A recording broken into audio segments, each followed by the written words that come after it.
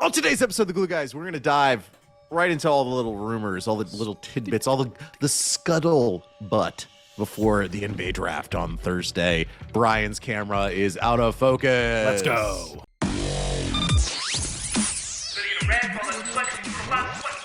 Welcome back to The Glue Guys. This is Mike here. Say hello, Brian. Hello. Check us out on Twitter at BKGlueGuys, NetsDaily.com, The Athletic. Get yourself on the paywall at TheAthletic.com/GlueGuys, a subsidiary of the New York Times Company. Brian. Michael. The Nets are almost going to draft and maybe going to trade for Damian Lillard. How are you, my friend? I'm good. How's everything? We haven't potted too much lately. Again, we have a hard That's rule, my fault. new rule about no personal details on the podcast. You'll never hear a thing about Mike or I's personal life. So let's get right into the news. Right into the gullet of the news. Where do you want to start? Draft or Damian Lillard? Because both are sort of intertwined. It is a messy web of NBA news that we are sorting through. I mean, I think Damian Lillard, and I do want to end with a bit about KD. Whoa. I was on the treadmill today at the gym. I know that's personal. Shout I know out- no one shout wants out to the hear gym. about Shout out to the treadmill. JCC in Rockville, Maryland. Hi-oh. Come on. Let's go. Actually, don't show up there. It's kind of please don't. Oh, you just doxed yourself hard. There's Mike. a lot of security. A Never lot of gonna get security. And I was on the treadmill watching First Take. Okay. As I really don't do that much. I really don't run on a treadmill, and I really don't watch First Take. But they had a segment on Kevin Durant responding to the Nets fan on Twitter about. Did you see that? About how the story that KD recruited Beal. Right. The Nets fan tweeted, "I thought KD was just a hooper," and KD said, thank you for my time in Brooklyn. Like a little. No, little that wasn't dig. it. What did he say? It was something different. Than that. I'll figure. But we'll get to that at the end of this show if we even get to it. Damian Lillard. So the buzz has continued to heat up and get hotter and louder as Buzz likes to get hot and loud. It's a buzzsaw. It's a buzzsaw. We had a great conversation about it the last time we potted, and it's been a while since we last potted. I think my clearest update that I want to state, it seems like a two-horse race.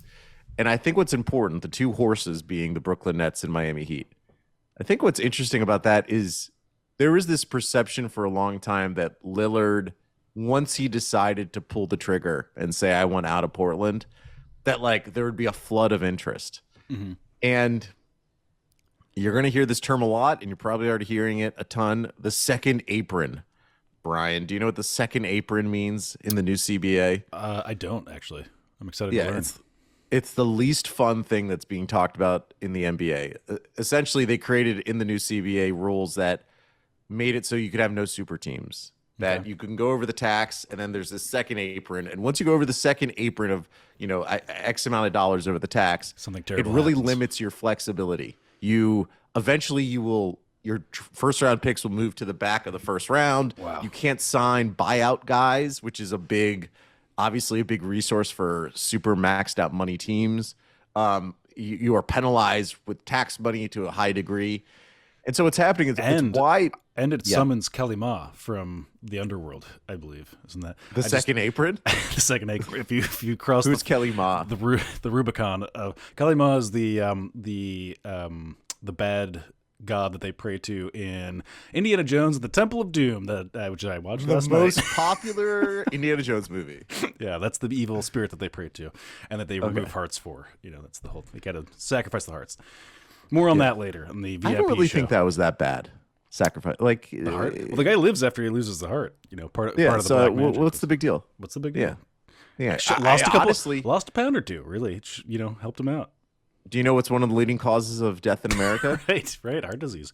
So Totally. it's like, in fact, it's doing you. If you remove the heart, yet could still live. Right. Oh, great. Oh, I'll eat whatever I want. I can clog my arteries because I ain't got no arteries. All you know what hail I'm Kali Ma. All right, you heard it here saying? first. That's what this podcast is about today. So like I just hate it. I hate this like conversation of the second apron, and like the weird thing is there's this whole element of like the CBA hasn't been PDF filed to the media yet. It hasn't been sent out, so like even within the league, they don't know fully what it will all mean because they're going to finalize it in like August or something. So like there's this discussion about second apron for the Nets. What it matters is there's a limited market for Lillard. Okay. And maybe I need to change my own thinking. Because when we first had our conversation, there was this idea of like it'd have to be Nick Claxton, Dinwiddie, and all the picks. And we saw what Beal went for. Beal was different. Beal was a no trade clause, but the money's the same, and Lillard is actually older. There is a possibility that the Nets could trade both Ben Simmons and some picks, but not all picks, to Portland and get Damian Lillard. Can I ask you? Yeah. It's funny. You correctly pointed out that Ben Simmons had shading on his arm and he had a chubby tummy.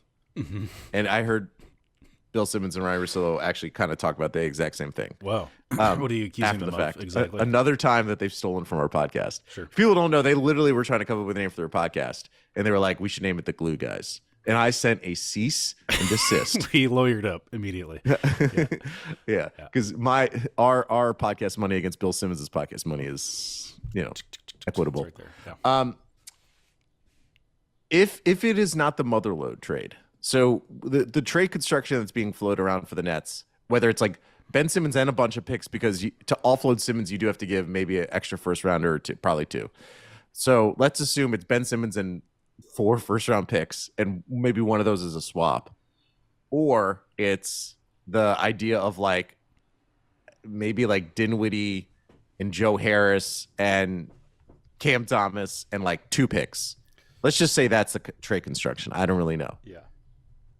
If it's not the all-in trade, does that make it better for you, the idea of having Damian Lillard on this team? I have a question for you. This is a question. When trades like this happen, where we have a huge cachet of picks, do we like? So in my mind, I'm valuing the latest of the Suns picks a little bit higher than the more recent of the Suns picks. Is it generally do they just go through and pick what everyone kind of deems the most valuable of the picks? Or do they go for the most recent picks? I mean, because I think it's a pretty meaningful difference if we're trading, if the picks we're leaving behind that stay with us are those later, particularly Suns picks. Anyways, is that in part of your hypothetical here? Are those default going to Portland? I think the bulk of the prime picks are going to go to Portland. But the Nets would still retain sort of those like middle bridge picks, which again, so there was this discussion. Brian Windhorst, I think, was on First Take or one of those shows. And he said, one of the teams that may be happy about this Beal trade is actually the Brooklyn Nets, because the Brooklyn Nets when they traded for Mikal Bridges, they asked for the picks that were, as Brian's articulating, later sort of in the calendar years. They start we have the Nets have them now, but the Nets can have them until like 2029, and they're unprotected into 2029. And there's this idea that hey, the Sun situation may be pretty combustible. You're going to have 3 guys who are going to be getting paid $50 million a year. You have DeAndre Ayton, who they're probably going to trade. I'm sure as we're talking, we'll figure out that trade's been expanded to a 3 and 4 team deal. As soon as we publish the episode, it'll happen. Probably. And it'll involve the Nets. Yeah. Usually that's how it goes. And so there's this idea the Suns may be really good this season and maybe next season, but after that, who the hell knows? And in all likelihood, the team's going to implode and then explode. And so those picks, like you're saying, would be valuable. Let me ask you this. I think the Nets have both the Suns 2029 and the Mavericks 2029. What is more valuable? Crapshoot there. Really tough to say. I might go Suns on that. I do think Really? It's uniquely combustible. It's the confluence of all these things. The new ownership. I kind of do, in some ways, just trust because Mark Cuban's been around long enough to know how to not completely botch everything. Although it's there's a lot of. I just eye rolled. That was a huge eye roll. I think the greatness of Mark Cuban, not that you are stating this, but I think his greatness has been widely exaggerated. I think he's I don't think I called him great. No. I said you didn't say this, but I'm saying there's this idea that because he's the Shark Tank guy, he was an innovative owner when he came in. That franchise had a ton of problems, and they totally foobarred the whole like post winning the championship. They just constantly like weren't. Yeah, there's a they bunch couldn't of get it mistakes done. there. They made an amazing deal to get Luka, so they get deserved credit for Luka. But outside the Luka move, They've had some gaffes, you know, some it's goofs like, and gaffes along the way, for sure. not impressed. Anyways, but I just think like the Ishbia situation just continues. Ishbia. The Ishbia situation. Continues to get more and more interesting, and they're they have a Do lot you know of why it's so interesting? I have my theories. What do you think? That Isaiah Thomas is advising him. Right. There's all those. That's insane, I dude. know, I love those types of things. So, anyways, so he's following There that are- path. It's just I give the basement for Mark Cuban a slightly higher basement. I just assume that he can figure out a way to like keep it from because he'll know that those picks are going to be going to the Nets and. Where Ishbia's basement's like the Umbrella Corporation in Resident Evil. It just It's just completely an it's just apocalyptic. straight down to the Earth's core. Yeah. Where Mark Cuban's is like a torture dungeon in some like In the Murdoch properties. Murdoch. did However you you see say that now. Babylon? The film Babylon.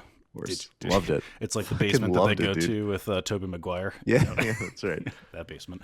Yeah. So That anyways, movie but that's is based on such a very little. gem. Yeah. The fact that Tobey Maguire like that's the Toby role is Yeah. just a choice. interesting Always a one. choice. Here's Everything's a choice in that movie. Here's an interesting little data point for you, though, Mike. And Please. I wondered if you picked up I on love this data. on the rumor mill. I call it data points, but yeah. It's a data point. Yeah, you're right.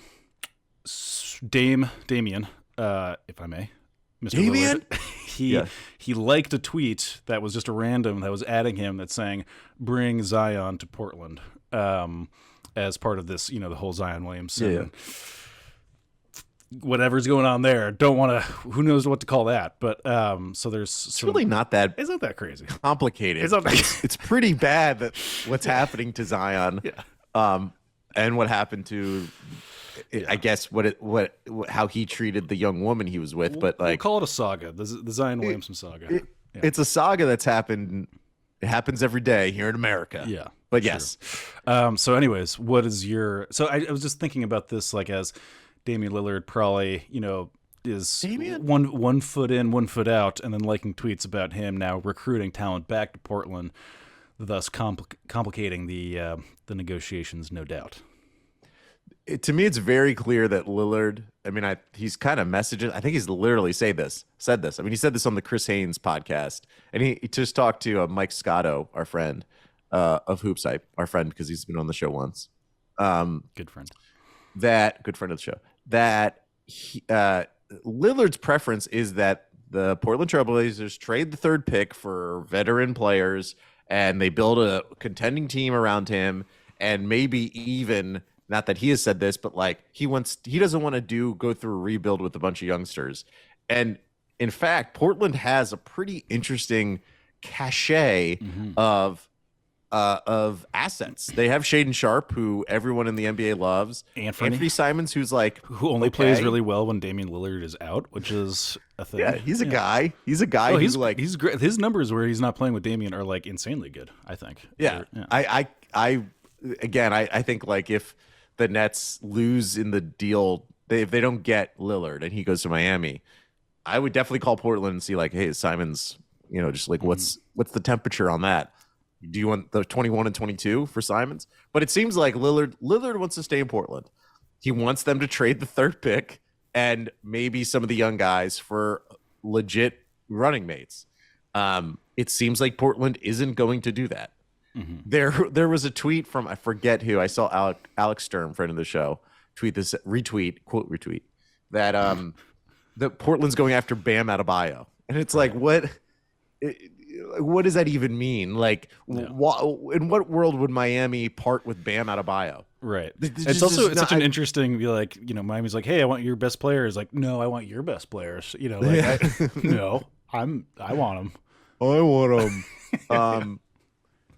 And of course, it's like Bam is like the whole thing. Like Bam is boys with Lillard.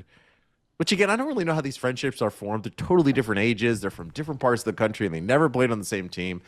Maybe they played on Team USA. I guess they played on Team USA, but they probably all live in LA.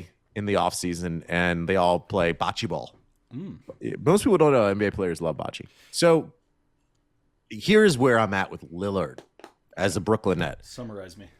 Listen, hey, it'd be incredible. We would fall in love with Damian. We would, because like think about he is the opposite in terms of personality of Kyrie Irving, but the exact same game. Frankly, besides like he doesn't have the supreme ball handling, but he's kind of a better shooter. I mean, he is a better shooter. He's a more clutch player. Goddamn right. Wow. Even though Kyrie, of course, hit the greatest clutch shot in NBA history. Blah blah blah blah. Who cares? Hit one shot. Mazel tov. Oh, sorry, I shouldn't say mazel tov. It wasn't even a buzzer beater. It was just towards the end of a game. It was an important one, but it was towards the end.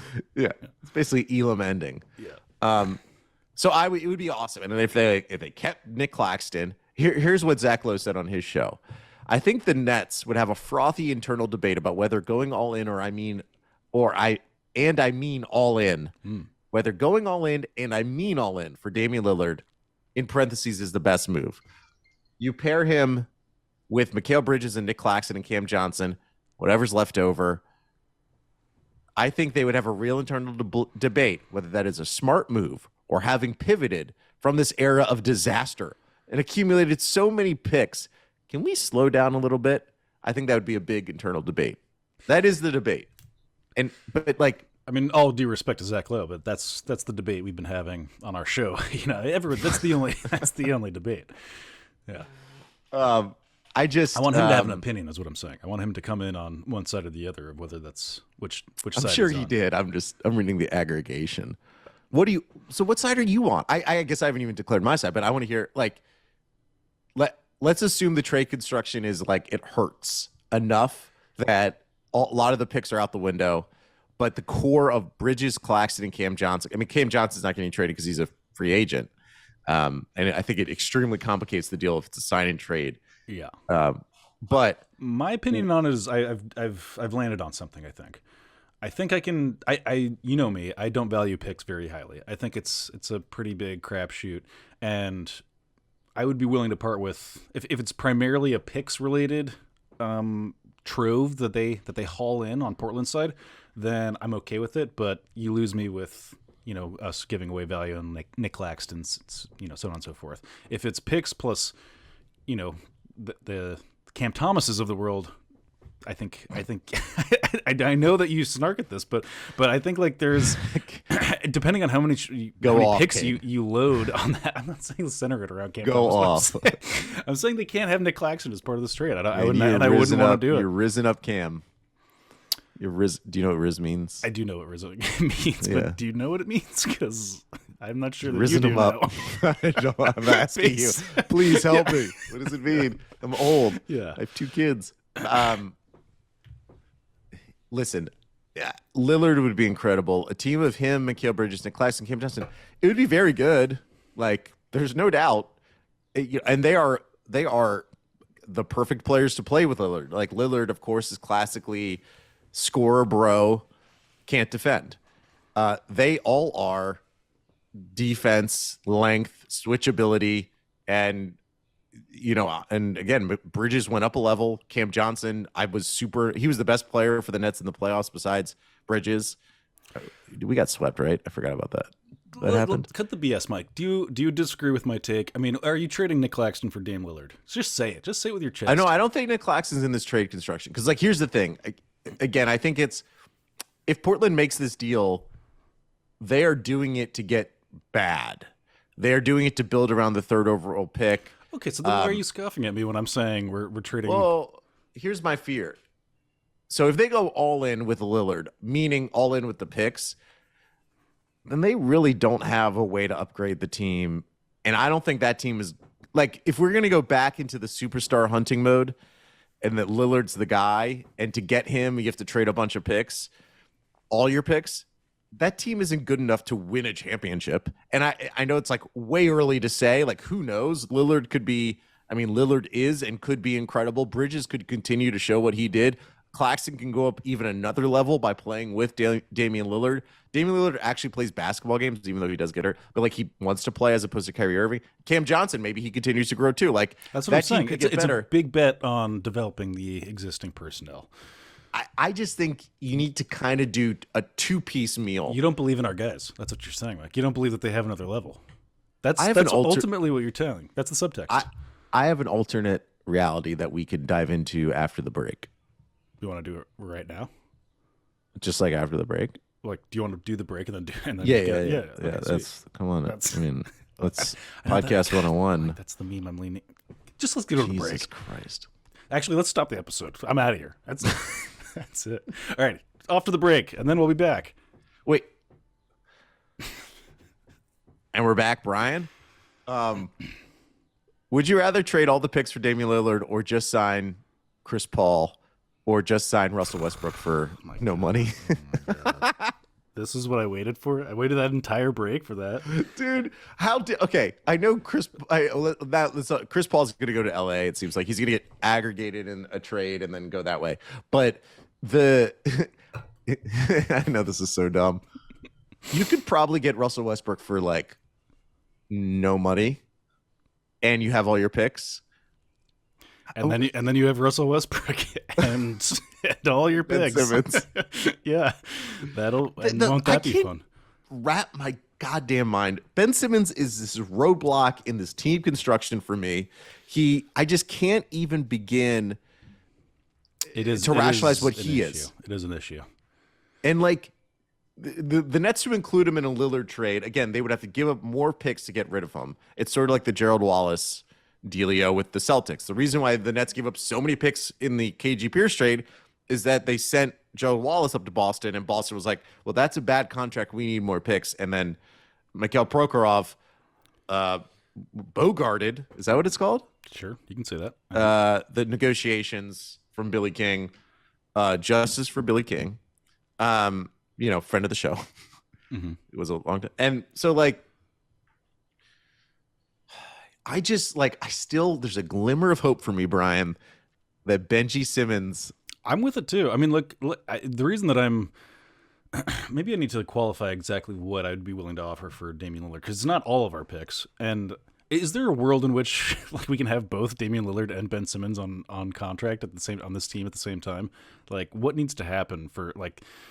Because you're right, the Ben Simmons thing, like it is truly a roadblock in terms of team construction. It's just a huge sinkhole of cap space. Like, what if he's good? And what if he's good? And that's, I mean, like, yeah, okay. What if he's like mostly like, what if he's a little bit better than even what he was? Remember when he started the season? Sure, there were games when he scored 0 points, but there was also like an exciting. There was a couple 20-point games in there, right? There was like one or two. Was there? I think there was. I believe I have a memory of at least. I have at least one. I think you're right. One. I think I questioned you another time. I was like, "Was there?" And there was. I'm gonna go to his game log. Also, the Nets still have Raekwon Gray on the roster, which I will never give up on Raekwon. Yeah. Benji Simmons game logs 2022, 2023. Started the season. He had a 22-point game against Memphis. Let's go. 11 for 13, and then he was 8 from 8 from the field, 20-point game against the Pacers. Let's go. But he started the year, and he was like 8 to 9 assists a game, getting those rebounds. Like, why are we doing this, Bri? I can't. He should, what he needs to do is just transition to power forward. It would be a very dynamic, it would be a weird transition, but it's something that just needs to happen. Like a true, no more point forward bullshit. Sorry, BS. Anyways. Thank you. Thank you so I hate Gertz. I know the face you made. Anyways, we were not going to fix that situation right now. Yeah. One final point on Lillard is, if I talked about at the beginning and I'd never even followed up on this thread, and I apologize to the audience, if the Nets are only competing against the Miami Heat, I really hope that if they want Lillard, that they are conscious of what the Heat can offer, because the Nets can crush any Miami Heat offer, even if they put. I think Tyler Hero is the best player that could be put into a trade for Lillard, because the Nets aren't trading Mikal Bridges. But Tyler Hero is like it's like if you get him, like if you're Portland, like, why are we getting this guy? He's kind of expensive, and we already have Anthony Simons, and we're probably going to draft Scoot or Brandon Miller. It's like your team just comes. You may not want that. You may value the picks, and the Nets have way better pick assets. Mm-hmm. So I just hope that Joe Tsai doesn't. The chairman of Alibaba, the recently named chairman of Alibaba, doesn't come in and say, we're going to get this done, Sean, and do whatever it takes. And meaning we're going to give up all the picks because we're afraid of not getting Lillard. I don't want the desperation. So in the end, all I care about is actually what they give up for Lillard. I want Damian Lillard, headline. Mike Smeltz wants Damian Lillard. I was about to say print in the Washington Post, which is a competitor of the New York Times company. Print in the New York Times. Yeah. Subheadline, but at what cost? And that's where I'm at. I know that's a boring take, but that's the take. Yeah, it's an incredibly safe take. It's incredibly safe.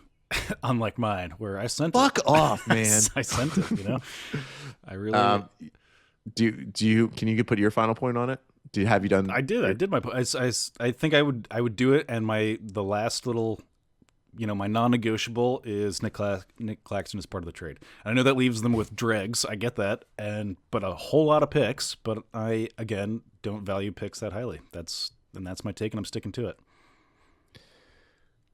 it. Shifting to draft. This is where I'm going to truly get quiet, Mike, because I need to do some draft research. I'm just going to go full transparency for the people at home. I'm like, Grady Dick. What kind of name is that? That's what I'm like over here. Interesting. A bit of what do you got? You got some news? Here. Those are news. No. Interesting. So this is via Mark Spears Hot from ESPN. This is not that crazy. Okay. Derek Lively, who is this really really athletic 7'1" center from Duke, who really came on. He averaged 4.2 blocks per 36 minutes with Duke. I mean, Duke was like one of those teams, like the super teams that have 15 guys and none of them look that good. And that's also why I want Derek Whitehead, who Dr. Martin O'Malley or whatever his name is, operated on his foot. But Whitehead was a top 5 prospect or top 5 recruit out of high school, goes to this Duke team. I always believe it's sort of like the Devin Booker theory. If you play on a super team, you just don't look that good. None of those guys ever look that good. And then they go to the NBA and they're like, oh, yeah, that's why you were talented. Mark Spears reported that the Nets worked out Derek Lively yesterday. So here's what's interesting about that. There is a lot of buzz that the Nets are trying to move up in the draft, that they're willing to package 21 and 22 and Royce O'Neal or DFS to move up in the draft. So you have to think about why and who they would do that for. I tried to theory out some stuff, which is a terrible phrase, but that's where we're at now. We're going with it. Kevin Ollie, newly named Nets assistant coach, was the coach for the Thompson Twins at Overtime Elite. The Thompson Twins are projected to go anywhere from the 4th pick to the 8th pick, around there. Both of them are going to go before the 10th pick arrives, which is the Dallas Mavericks. Now, I don't think Kevin Ollie, who is just hired, has any sway within the organization to be like, we got to get these guys, and then Sean Marks is going to move heaven and earth to get them. But they do have literally the greatest resource on what the Thompson Twins are like in-house right now, which is Kevin Ollie. Again, I don't think that he moved heaven and earth to do that. I love the Thompson Twins. I am such a believer in them. I think when you look at their size, athleticism, and their playmaking, like I know Overtime Elite is like this like weird, bonkers, bizarro version of basketball, like just in terms of like there's no consistency, but they just have they have the tools besides the shooting, which is always the thing. I don't know if the Nets can move up within the top 8 to get who maybe they would want if it's the Thompson Twins. I think it's more likely if you have to look at Good Tankathon, because we're trying to figure out why the Nets would want to move up. You move up in the NBA, obviously, if you're targeting someone. A lot of the times GMs actually have deals in place. Literally right now, they have them in place with teams higher up in the draft in case someone falls to that team. So like the Nets have a conversation with the Mavericks and say, hey, we're interested in 10 if a certain guy falls there. what do we need to give you to get to 10? And they have a conversation and blah, blah, blah. And like maybe it's the Mavericks get, apparently they can trade for Dorian Finney-Smith. There was some belief because the Mavericks just traded Dorian Finney-Smith that they can't have him, but I think Bobby Marks clarified that. So let's say the Mavericks want DFS back, or let's just say Royce O'Neal to make it simple. Well, and for the Mavericks, you know, it could be appealing to get DFS and those 2 first-round picks and trade out of 10 because they basically get 3 for 1, and maybe the Nets pick up, you know, like they pick up another player off the Mavericks roster, kind of balance out the salaries. At 10, currently projected by Tankathon is Derek Lively, who Mark Spears of ESPN or Anscape, I think he actually reports for, reported that the Nets worked out, which is interesting because the Nets currently have Nick Claxton on the roster. They also have Day'Ron Sharpe, though Day'Ron is not the type of player that's going to change your plans. Marks has shown, of anything that he's done as a GM, the best thing he's done is drafting centers. I mean, Jared Allen, Nick Claxton. He's been quite good at that. Mid to late round. And Day'Ron Sharpe. Yeah. That went against his archetype because his archetype is length and athleticism, and Day'Ron is bulky and not athletic, ultimately. Yeah. You know? Fair. Which I love Day'Ron. Day'Ron, you know, friend of the show. Is he? Not Probably yet. not. Could be. Cam Thomas is not. So Derek Lively fits the exact archetype of what the Nets would want. But you don't give up your 2 first-round picks and Royce O'Neal, or like a first-round pick and Royce O'Neal to move up to get Derek Lively if you're also going to keep Nick Claxton. It doesn't make a ton of sense to trade that many assets to get essentially a backup center who you get the backup center. Sure, Derek Lively is behind Claxton for a year. Then you have Claxton. He's going to leave in free agency. Like it's the idea of like having your successor in place. And yes, you're Brian? thinking Lively is NBA ready, like ready to start NBA minutes? No. Okay, right. No. So it's conceivable, though, that he would be coming off the bench to spell Nick Claxton. I'm just putting out other ideas. Yeah. But I think it's kind of bad roster management to spend a first-round pick asset to trade up, plus like a valuable role player who could be traded for a different first-round pick or a different trade construction to get a center, particularly, and one who, you know, you have a good center in place. You're basically indicating we don't want to pay Nick Claxton because we think he's going to get paid $25 million a year.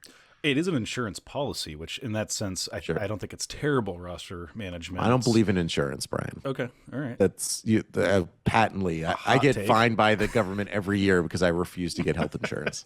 You know, Nice. Thank you, Obama. Yeah. Yes, sir. Yes, No, sir. I'm just trying to think about, like, you know, timing wise, I actually think it does kind of make sense because then you get a year of development and then potentially he becomes your starting center year 2. Yeah, I agree with. I think that is correct. Like, no, that is correct. I agree that that's like that version of it, like where you have the successor in place so that you don't feel pressure. That, you know, to have to sign Nick Claxton is great. And I do really like Derek Lively. Like, again, if anyone watched him play last year, dude's just super long and athletic and like fiery, and he's a guy. He's a legit defender. I just don't know if that's where they're going with this, though. Of course, the Nets workout thing, but everyone's in Brooklyn. Can I just say everyone's in Brooklyn for the draft? So like, It's not that hard to have a workout with the Nets. Mm-hmm. You know what I mean? And it could be the Nets creating a little smoky before look at the you draft in your 3-dimensional chess. Here's what I think. And again, your camera. What's happening with your camera? I don't know. It keeps going out. One last thing, Brian. If I'm the Nets, what's the one thing you think they really need on this team? I think there's 2 things. I think it's starting point guard is, I think, a starting point guard. Yeah, like a legit guy who gets to the bucket. Yeah, a bucket, and then Cam Thomas, and then like a stretchy 5, right? You think a stretchy 5? I think they really need a stretchy 5. Okay. Particularly if they have Ben Simmons on the team. Okay. Stretchy 5 would be, I don't really know how to say, Jarris Walker, who he's high up in the draft. He's in the Thompson Twins area. He's 6'8" from Houston. He's like a 7'3" wingspan, tremendous defender. Not like an amazing shooter, but he's going to mold into a stretchy five.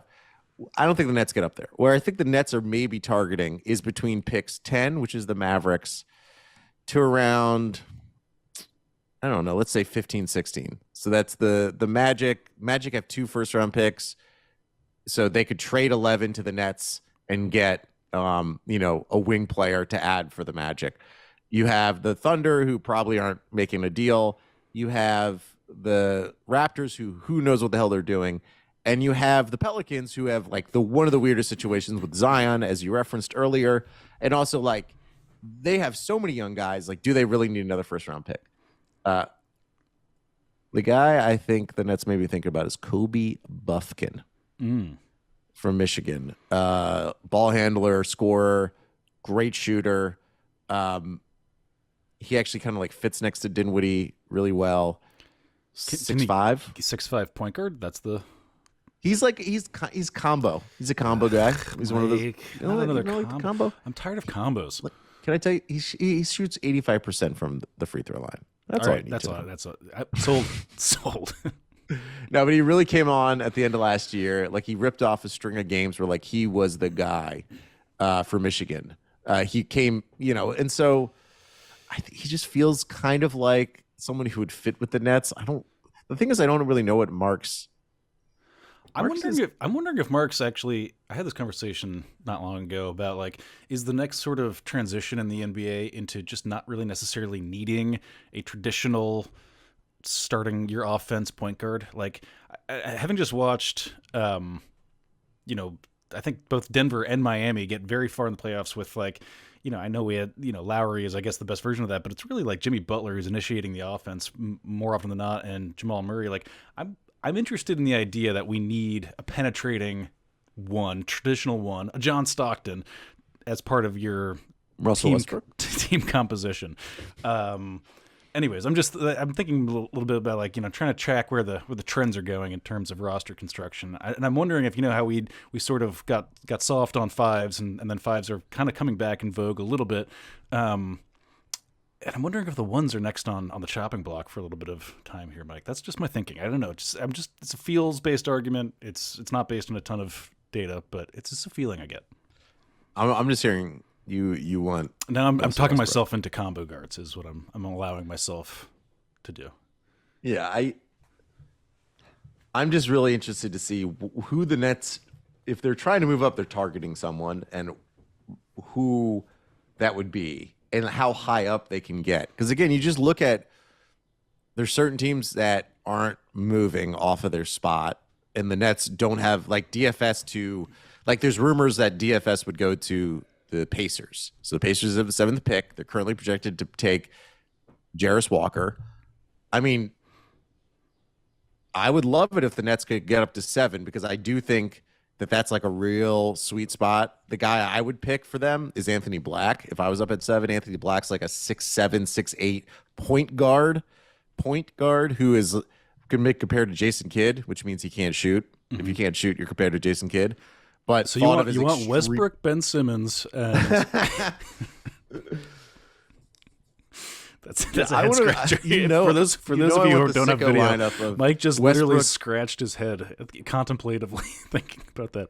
It was mostly like you were thinking about yourself. It was a little bit of like introspection right there of like, why do I like guards that can't shoot? What is that about? What does that say about me? Brooklyn, where's this? Twitter is such shit. There's some Twitter account that we follow named NBA Trade Report that says Brooklyn and Portland have engaged on Damian Lillard trade talks. Next 7 abundance of movable first-round picks. But, like, that doesn't tell me anything.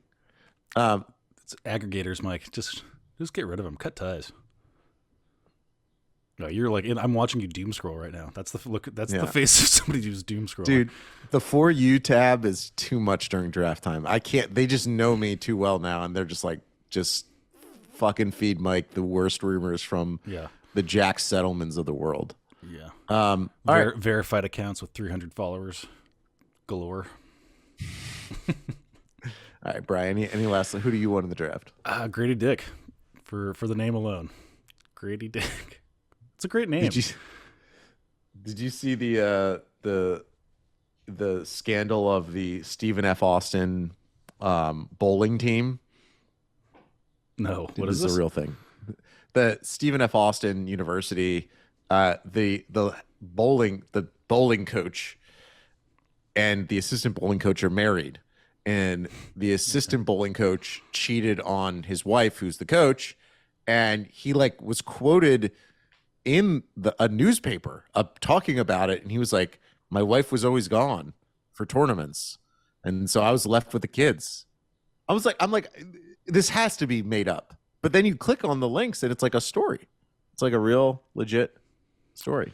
I'm impressed that Anyways, that it was the a story headline that is that got any attention at all. That's interesting to me. But yeah, well, the headline is something like "Spare coaches split" or something. Like, nice, solid. yeah. All right. Well, that's our show today. I'm really excited for the draft this year. I think. I mean, we didn't really even talk about who the Nets should take at 21 and 22. I would absolutely go bonkers if Leonard Williams was there. Just to throw a delicious name out there. I really like the guy from Santa Clara, Brandon Podziemski. But I just know that's like my own issue that I like That's your thing. a completely devoid of defense shooting guard who has like Jimmer Fredette vibes. That's like, but Derek Whitehead's like the guy. Like, I think authentically, if you target the sort of like top prospect who was on a super team who like had a bad rookie or bad freshman year, I have a little bit of faith that that's going to like work out, you know, like just because like he had injuries and all this other stuff. So Derek Whitehead, if they stick at 21 and 22 and they pick him, I'll run naked, you know, through Thompson Square Park. Okay. You heard it here first. Where do they find us, Mike? At bkglueguys.gg. No, wait. I just mixed up two totally different things. At bkglueguys on Twitter. Discord.gg/glueguys is, if you're not in there, you don't know, and you're totally missing out, so that's on you. And the New York Times. Ever heard of it? You know, you can find us there. Derek Lively to the Nets, huh? Okay. We're out of here. Say goodbye, Mike. Bye.